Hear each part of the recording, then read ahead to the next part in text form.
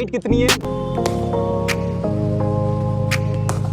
मैं कमिटमेंट दे रहा हूँ वीडियो के एंड तक आपका लेंथ वाला फंडा ना बिल्कुल क्लियर हो जाएगा।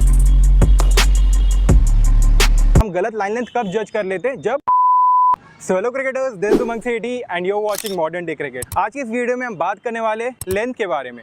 पिछले वीडियो में मैंने बात किया था लाइन के बारे में, और अगर वो वीडियो आपने अब तक नहीं देखा है तो एंड स्क्रीन में और नीचे डिस्क्रिप्शन में आपको लिंक मिल जाएगा, तो ज़रूर से इस वीडियो के बाद जाकर लाइन वाला भी वीडियो देख लेना।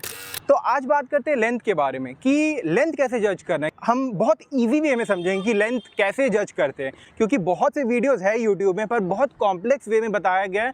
मैंने खुद 2-3 वीडियोस देखे, मैं खुद कंफ्यूज हो गया भाई करना क्या है वहाँ पर। तो इस वीडियो में बहुत ईजिली बताने वाला हूँ एंड आई एम श्योर कि वीडियो के एंड तक, मैं कमिटमेंट दे रहा हूँ, वीडियो के एंड तक आपका लेंथ वाला फंडा ना बिल्कुल क्लियर हो जाएगा। तो इस वीडियो के एंड तक ज़रूर देखिएगा, और अगर चैनल पर नए हो तो सब्सक्राइब ज़रूर से कर दीजिएगा और वीडियो को अभी से लाइक कर दो। चलो फिर स्टार्ट करते हैं, समझते हैं कि लेंथ एक्चुअल में है क्या। सबसे पहले मैं एक नॉर्मल सा क्वेश्चन पूछना चाहूँगा आपसे कि जितने भी महान बैट्समैन रहे हैं अब तक, मतलब जितने भी अच्छे बैट्समैन रहे हैं, जैसे सुनील गावस्कर, सचिन तेंदुलकर, विराट कोहली, ऋषभ पंत, अजिंक्य रहाणे, ये सारे बैट्समैन में एक चीज़ कॉमन है। क्या? सोचो, दिमाग लगाओ। इन सब का हाइट कम है। ये चीज़ आपने कभी नोटिस किया? इन सब का दे आर शॉर्ट हाइटेड, ज़्यादा लंबे नहीं है, मतलब कोई भी 6 फुट का नहीं है, सब वही 5'8", 5'6", 5'5", 5'7" ऐसे ही है। ठीक है, ये केस 1 हो गया। और बाकी जो लंबे बैट्समैन हैं जो अच्छी बैटिंग करते हैं, जिन्होंने अपना अच्छा नाम किया है, उन सब के बैटिंग में भी एक चीज़ कॉमन है। बोलो क्या?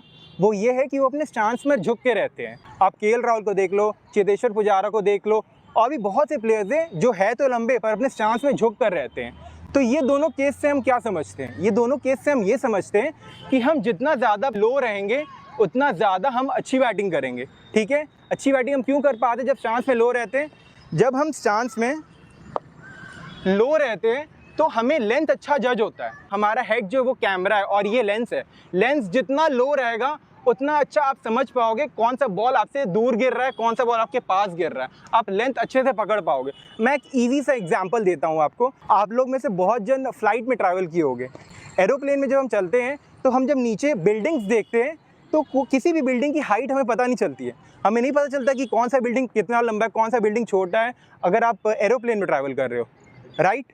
पर यही अगर आप रोड में खड़े रहोगे तो आपको हर एक बिल्डिंग की हाइट के बारे में पता चलेगा। आपको समझ आएगा कि भाई बिल्डिंग कितनी लंबी है। ऐसा क्यों होता है? क्योंकि जब हम एरोप्लेन में रहते हैं, ऊपर से जब हम देखते हैं तो हमें उतना अच्छा आइडिया नहीं मिलता है। ठीक है, वही जब हम ज़मीन पर रहेंगे, उस लेवल पे रहेंगे, तो हमें पता चलता है कि भाई साहब बिल्डिंग तो कितनी लंबी है। ये बात मानते हो? सेम वही चीज़ बैटिंग में है। बैटिंग में क्या है, अगर आप इस तरह से खड़े रहोगे तो आप ऊपर से बॉल को देख रहे हो, तो ऊपर से आपको पता नहीं चल रहा है कि बॉल की लेंथ क्या है, बॉल की हाइट कितनी है, आपको कुछ नहीं पता चल रहा है। पर यही अगर आप चांस में लो रहते हो, लो रहोगे तो एग्जैक्टली आपको पता चलेगा कि बॉल की हाइट कितनी है, बॉल आपसे कितनी दूर पिच कर रहा है, क्या वो ऊपर पिच कर रहा है, क्या वो पीछे पिच कर रहा है। ये बहुत क्लियर आइडिया बैठेगा अगर आप चांस में लो रहते हो। तो इससे हमें पता चला कि लो रहने का क्या एडवांटेज है, क्योंकि बहुत से वीडियोज़ में आपको बोल देंगे कि भाई लेंथ आपको जज करना है तो आपको लो रहना है। अरे क्यों रहना है? रीज़न क्या है इसके पीछे? तो अगर एक बार हमको रीज़न समझ आ जाता है ना, तो लाइफ में फिर ना वो चीज़ हम कोई भूलते ही नहीं है। इसलिए कहते हैं ना कि हमेशा समझा करो। ऐसे अगर आपको एग्ज़ाम देने चल जाओगे, आप रट कर चल जाओगे, अगले ही दिन, एग्ज़ाम के अगले दिन ही भूल जाओगे। पर अगर समझ के जाओगे तो लाइफ लॉन्ग आपको याद रहेगा। तो सेम वही है, मैं आपको समझा दे रहा हूँ। एक बार ये फंडा क्लियर हो गया तो आपको लाइफ लॉन्ग याद रहेगा कि भैया झुक के रहना है। झुक के रहेंगे तो लेंथ अच्छे से जज होगा। ठीक है, जो सेकेंड चीज़ ये है कि अपने दिमाग को ब्लैंक रखना है। बहुत ज़्यादा शॉकिंग चीज़ है ना कि भाई दिमाग को ब्लैंक रखना, बैटिंग से दिमाग को ब्लैंक, बैटिंग कैसे करेंगे? यही तो पॉइंट है, यही तो मोस्ट ऑफ द बैट्समैन समझते नहीं है। मोस्टली होता क्या है, हम गलत लाइन लेंथ कब जज कर लेते हैं? जब हम पहले से सोच लेते हैं कि ये बॉल तो पीछे गिरने वाला है या ये बॉल तो आगे आने वाला है। अगर आप पहले से सोच लोगे, आपके दिमाग ने सोच लिया तो दिमाग ने आपकी बॉडी को सिग्नल भेज दिया, बॉडी का सिग्नल चल गया तो बॉल आगे रहे पीछे रहे कुछ भी रहे आप आगे ही जाओगे। अगर आपने सोच लिया कि बॉल हो सकता है आगे आए तो आगे ही जाओगे। अगर आपने सोच लिया कि बॉल हो सकता है पीछे आए तो बॉल आगे रहे पीछे रहे, आपका बॉडी वैसे पीछे के लिए ही रिएक्ट करेगा। तो कभी भी कुछ सोचना नहीं है। प्री डिटरमाइंड जिसे कहते हैं कि प्री डिटरमाइंड शॉट खेल दे इसलिए आउट हो गया। इसका मतलब क्या है? पहले से सोच लेना कि वही होने वाला है, तो ऑब्वियसली आप फंसोगे। हमें क्या करना है, हमें ब्लैंक माइंड रखना है और अपने बॉडी को रिएक्ट करने देना है।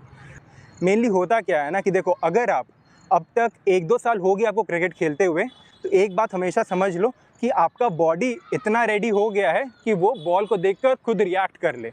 ठीक है, आराम से बैटिंग में खड़े रहो, कुछ नहीं सोचना है, कुछ नहीं सोचना है, बॉल के हिसाब से रिएक्ट करना है। बॉल अगर पीछे गिरा तो बैक फुट जाना है, बॉल अगर ऊपर आया तो फ्रंट फुट जाना है। ठीक है, अब बात आती है कि बैक फुट फ्रंट फुट तो ठीक है, पर अगर आपको बैक फुट खेलना ही नहीं आता, फ्रंट फुट खेलना ही नहीं आता, तो फिर आप जज करके भी क्या करोगे। ये वही बात हो गई कि आपको पानी में ढकेल दिया गया है, आपने जज कर लिया कि पानी में बचने के लिए स्विमिंग करना है, पर आपको स्विमिंग आती ही नहीं है, क्या होगा, मर जाओगे।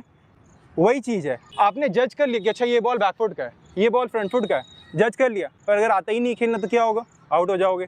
तो इसलिए हमें ड्रिल्स करके अपना ये परफेक्ट कर लेना है। बैक फुट के लिए क्या ड्रिल्स करना है, स्टांस में आ जाओ, अपने पार्टनर को बोलो जो वाइट सिंथेटिक बॉल आता है या जैसे हॉकी बॉल कहते हैं, उससे शॉर्ट बॉल आपको थ्रो करने।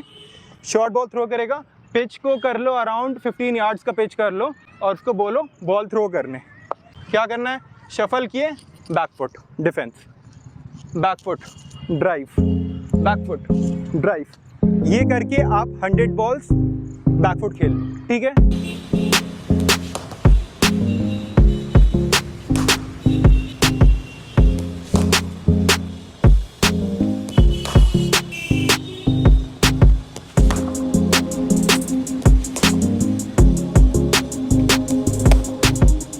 एक ड्रिल हो गया। अगला ड्रिल क्या करना है, अगला ड्रिल उसको बोलो आगे फेंकने, आगे पैर निकाल के ड्राइव, आगे पैर निकाल के ड्राइव।